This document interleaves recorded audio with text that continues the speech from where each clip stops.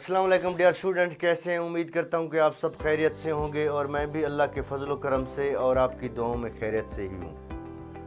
आज का जो हमारा टॉपिक है वेरी इंटरेस्टिंग, वेरी इंपॉर्टेंट और वेरी टिपिकल, तो इसको आपने बड़ी तवज्जो से सुनना है। इंशाल्लाह वीडियो के एंड तक आप मेरे साथ रहेंगे और टॉपिक आपको ये क्लियर हो जाएगा। मैंने इस टॉपिक को दो हिस्सों में डिवाइड किया है। ये पार्ट 1 है, इसका जो सेकंड पार्ट है इसमें आपके कॉन्सेप्ट क्लियर होंगे, वो आपको नेक्स्ट वीडियो में इंशाल्लाह सेकंड पार्ट में आपको मज़ीद इसको आगे लेकर जाऊंगा।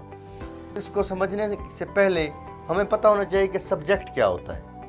सब्जेक्ट बेसिकली क्या होता है? एक ऐसा नाउन होता है या प्रोनाउन होता है। कोई नाउन होता है या प्रोनाउन होता है। सब्जेक्ट एक ऐसा नाउन या प्रोनाउन होता है जिससे कोई एक्शन डिस्प्ले होता है। अमूमन हमने उसकी डेफिनेशन यही पढ़ी है। इसकी जो सेकंड डेफिनेशन है वो ये है, बाज़ औक़ात ऐसा भी होता है कि सब्जेक्ट के बारे में कोई ना कोई खबर दी जा रही होती है, कुछ ना कुछ बताया जा रहा होता है। मिसाल के तौर पर जो है ना, पढ़ना अच्छी आदत है। अब पढ़ना अच्छी आदत है, इसके अंदर जो है ना, ये पढ़ना क्या है? एक एक्टिविटी है। इससे कोई एक्शन डिस्प्ले नहीं हो रहा, बावजूद इसके कि ये बतौर सब्जेक्ट के इस्तेमाल हो रहा है सेंटेंस के अंदर। अब हम अपने टॉपिक की तरफ आते हैं कि जिरांड और इन्फिनेटिव क्या है। बेसिकली होता ये है, वर्ब के साथ जब हम आईएनजी फॉर्म लगाते हैं तब हमें वर्ब बतौर सब्जेक्ट के काम देना शुरू कर देता है। ऐसे ही जब हम वर्ब के से पहले टू लगा देते हैं, वर्ब से पहले टू लगा देते हैं, ये हमारे बतौर सब्जेक्ट के काम करना शुरू कर देता है। कौन सी? एक अहम चीज़ जो आपने यहाँ पर जहन में रखनी है कि वो क्या है, वो ये है कि हमारे पास जो जिरंड है इसके दो टाइप्स हैं। अब पहली हमारे पास जिरंड सब्जेक्ट, जिरंड ऑब्जेक्ट। यानी बतौर जिरंड जो है ना, सब्जेक्ट के तौर पर भी इस्तेमाल होता है, ऑब्जेक्ट के तौर पर भी इस्तेमाल होता है। अब इसकी मिसाल देखें। पहली मिसाल मैं आपको समझा रहा हूँ, helping other is my player. दूसरों की मदद करना मेरी खुशी का बायस है। अब यहाँ पर हेल्पिंग जो बतौर सब्जेक्ट के इस्तेमाल हो रहा है। दूसरे नंबर पर आ जाए, आई लव हेल्पिंग अदर्स। यहाँ पर किसके तौर पर इस्तेमाल हो रहा है? यहाँ पर बतौर जिरंड ऑब्जेक्ट के तौर पर इस्तेमाल हो रहा है। और इसकी एक और मिसाल देखिए, स्मोकिंग इज़ बैड हैबिट। अब स्मोकिंग इज़ बैड हैबिट, अब स्मोकिंग बतौर जिरंड सब्जेक्ट के इस्तेमाल हो रहा है। आई डिसलाइक स्मोकिंग, अब यहाँ पर बतौर जिरंड ऑब्जेक्ट के इस्तेमाल हो रहा है। अब हम आते हैं इन्फिनेटिव की तरफ, फिर ब्रीफली इनका जायजा लेंगे। इन्फिनेटिव क्या है? इन्फिनेटिव क्या है? इन्फिनेटिव में क्या होता है? मैंने पहले आपको बताया कि वर्ब से पहले अगर टू लगा दें और वो सब्जेक्ट के तौर पर काम करना शुरू कर दे, वो हमारा क्या होता है? इन्फिनेटिव होता है। इसकी भी हमारे पास दो टाइप्स बनती हैं। ये भी हमारे पास इन्फिनेटिव सब्जेक्ट भी होता है और इन्फिनेटिव ऑब्जेक्ट भी होता है।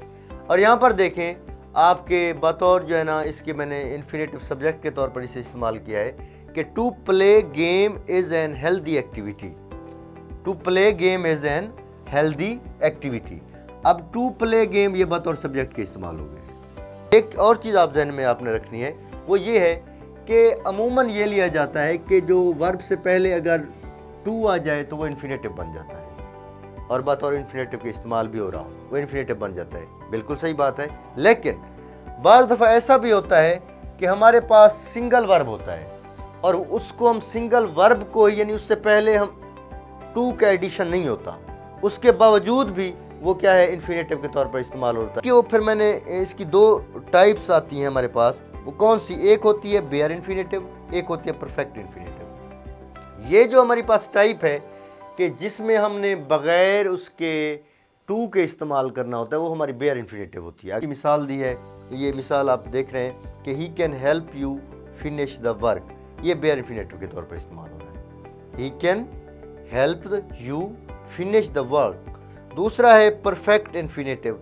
अब he pretended to have finished the work. अब यहाँ पर क्या होता है? परफेक्ट इन्फिनेटिव क्या होता है? परफेक्ट इन्फिनेटिव ये होता है कि उसमें जो है ना, हैव टू हैव के साथ प्लस हमने थर्ड फॉर्म लगानी होती है। ये हमारे पास परफेक्ट इन्फिनेटिव। ये हो गया हमारे पास सिंपल इन्फिनेटिव, और ये हमारे पास हो गया बेयर इन्फिनेटिव, ये हमारे पास हो गया परफेक्ट इन्फिनेटिव।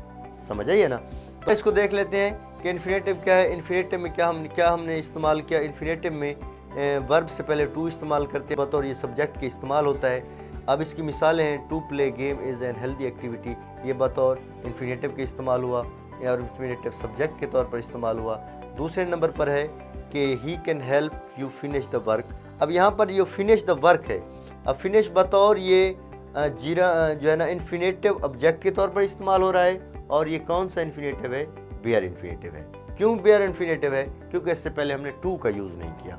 हाँ, तो डियर स्टूडेंट्स, जो हमारा ये लास्ट टॉपिक है वो है पार्टिसिपल के हवाले से। इसमें पार्टिसिपल का जो टॉपिक है, ये इसमें जो कंसेप्ट अगर क्लियर ना हो तो अक्सर स्टूडेंट्स जो है ना इसको जिरांड समझना शुरू कर देते हैं। जिरांड और जो पार्टिसिपल में जो डिफरेंस है वो समझ नहीं पाते स्टूडेंट्स।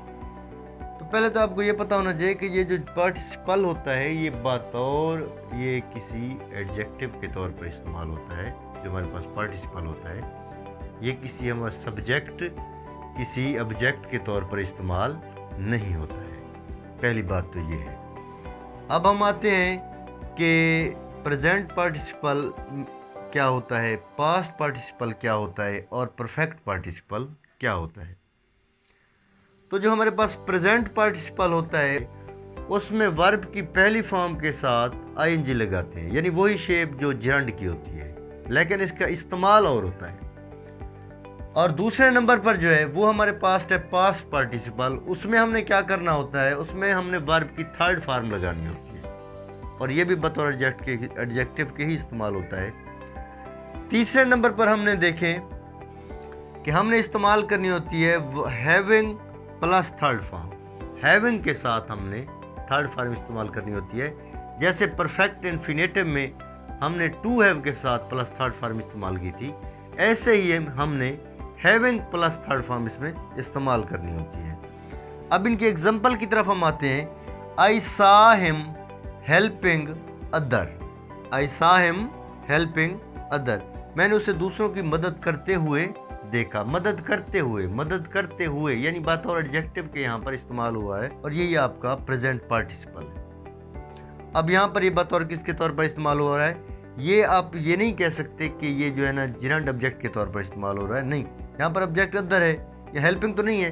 हेल्पिंग जो है ना यहाँ पर ये एडजेक्टिव इक्वालिटी के तौर पर इस्तेमाल हो रहा है। सेकेंड नंबर पर हमारे पास जो एग्जाम्पल है वो है पास्ट पार्टिसिपल की। अब पास्ट पार्टिसिपल में ये होता है कि वर्ब की हमने थर्ड फॉर्म इस्तेमाल करनी होती है बतौर एडजेक्टिव के। मिसाल के तौर पर माई हार्ट इज ब्रोकन, या ब्रोकन हार्ट आप यूं देखेंगे, इसको हार्ट को इसको यहाँ ब्रोकन को उठाएं, हार्ट से पहले लगा दें, ब्रोकन हार्ट बन जाएगा। लेकिन यहाँ पर क्या है, my heart is broken, third form इस्तेमाल हो रही है। यही थर्ड फॉर्म ये पार्टिसिपल है, और ये बतौर इसको हम कहेंगे पास्ट पार्टिसिपल। इसको क्या कहेंगे, पास्ट पार्टिसिपल कहेंगे। तीसरे नंबर पर हमारे पास है परफेक्ट पार्टिसिपल क्या होता है। परफेक्ट पार्टिसिपल मैंने पहले आपको बताया कि हैविंग प्लस थर्ड फॉर्म इस्तेमाल करते हैं। अब मिसाल देखें इसकी, having finished it I started something new. इस काम के ख़त्म होते ही मैंने एक और काम शुरू कर दिया। तो ये आपका हो गया परफेक्ट पार्टिसिपल, यानी हैविंग के साथ आपने क्या इस्तेमाल करना है, थर्ड फॉर्म इस्तेमाल करनी है।